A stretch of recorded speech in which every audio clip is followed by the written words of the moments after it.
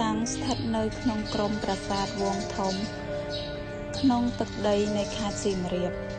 មានចម្ងាយ3គីឡូម៉ែត្រពីប្រាសាទបាយ័ននិង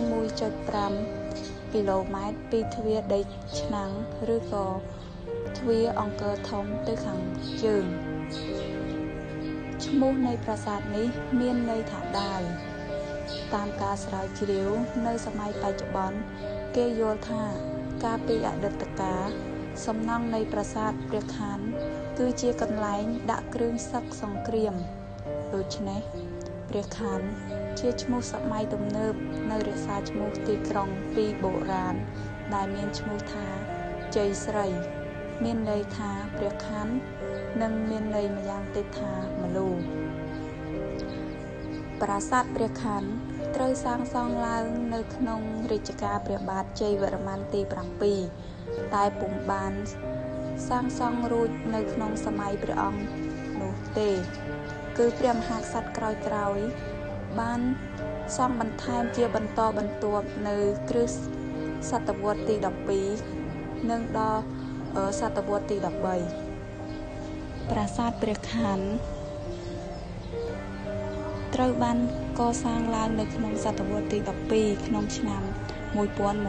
1191ដោយព្រះបាទជ័យវរ្ម័នទី7ដើម្បីឧទ្ទិសចំពោះលទ្ធិព្រះពុទ្ធសាសនាមហាយានព្រះអង្គបានកសាងព្រះបរមរូបព្រះបាទនរិន្ទ្រវរ្ម័នទី2ជាព្រះវរបិតាជាទេវរាជតំណាងព្រះពោធិសត្វលោកេស្វរៈដូចគ្នាទៅនឹងប្រាសាទតាព្រហ្មដែរព្រះអង្គបានកសាងព្រះបរមព្រះវីរៈព្រះអង្គបានកសាងព្រះបរមរូបព្រះ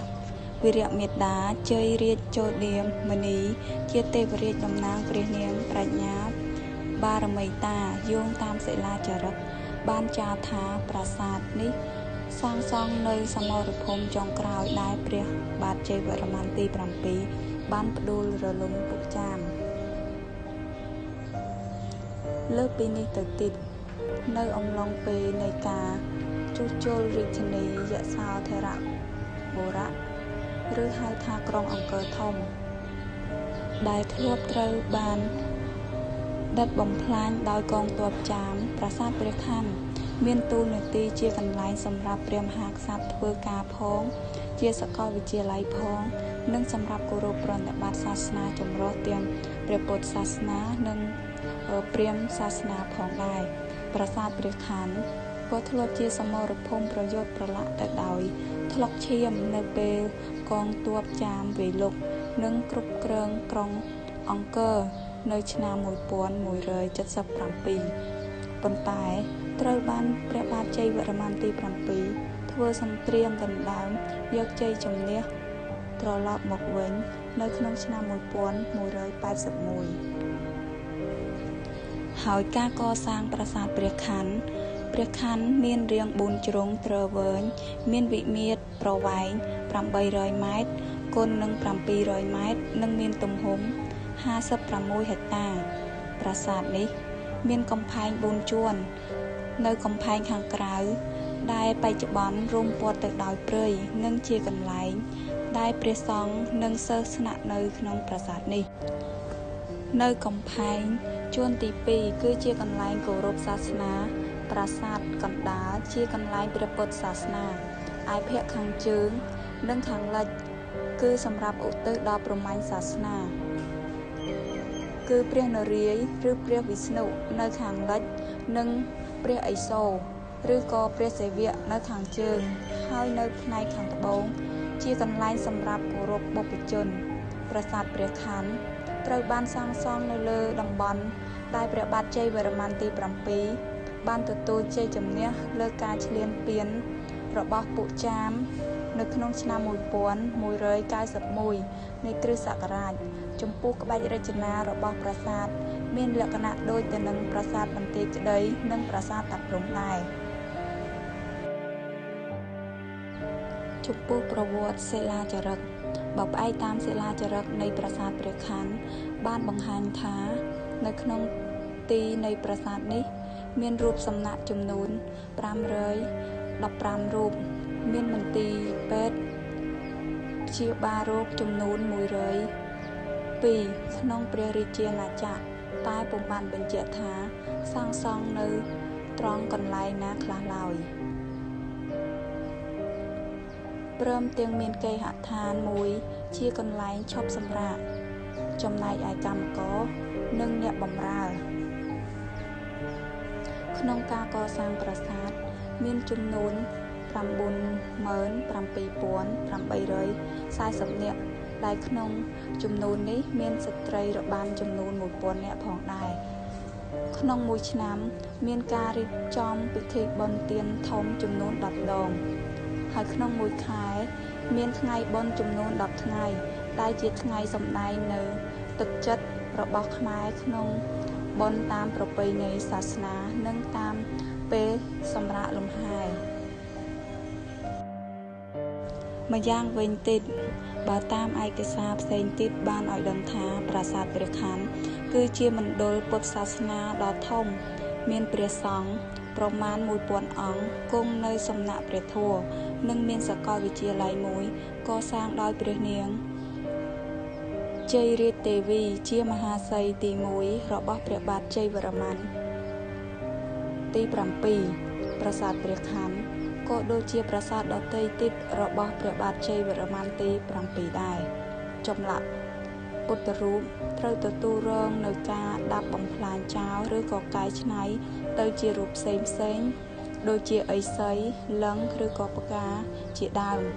នៅក្នុងរាជ្យរបស់ក្សត្របន្តក្រោយមកទៀតដូចជាជ័យវរ្ម័នទី 8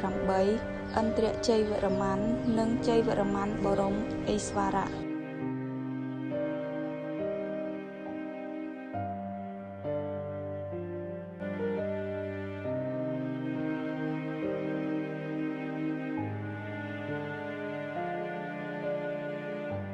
បើយើងនិយាយពីប្លង់ប្រាសាទព្រះខ័នវិញប្លង់ប្រាសាទព្រះខ័នមានរាង4ជ្រុងទ្រវែងបណ្ដោយមានចម្ងាយ800 ម៉ែត្រ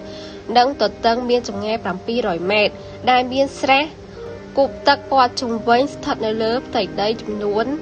56 ហិកតាប្រាសាទនេះមានកំពែង4ប្រកបដោយបង្កាន់ដៃអសុរៈនិងទេវតាទាញព្រ័ត្រតំណាងឲ្យការកោសមុទ្រទឹកដោះ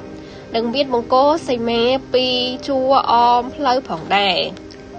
សម្រាប់គោបុរៈនៅកំពែងខាងក្រៅទាំងអស់សុទ្ធតែមានទ្វារ3ទ្វារនីមួយៗមានកម្ពស់ខ្ពស់ប្រដាប់ដោយត្រប៉កផ្កាឈូកនៅសងខាងគោបុរៈ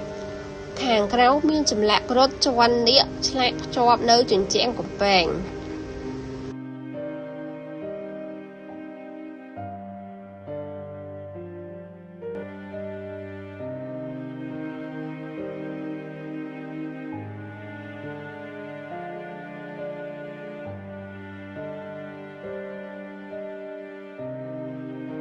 សិល្បៈនៅប្រាសាទព្រះខ័នសិល្បៈនៅប្រាសាទព្រះខ័នគឺស្ថិតនៅខាងលិចនៃអង្គរធំខេត្តសៀមរាប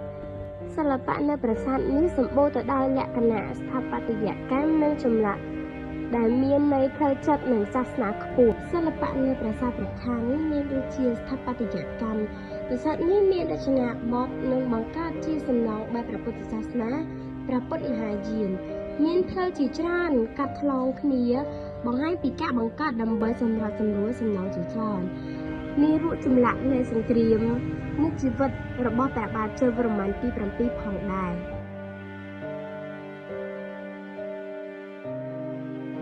ចំណែកផ្តែរនៅប្រាសាទព្រះខ័នវិញ